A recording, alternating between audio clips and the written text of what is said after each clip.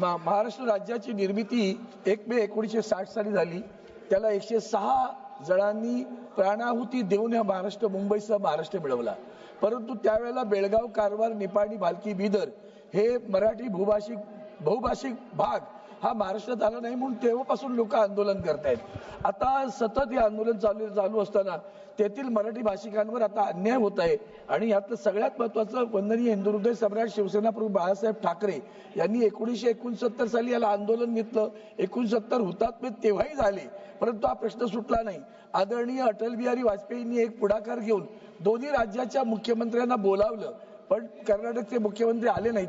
2004 साली सुप्रीम कोर्टात केस गेली, पण तिथेही अजून न्याय मिळत नाही।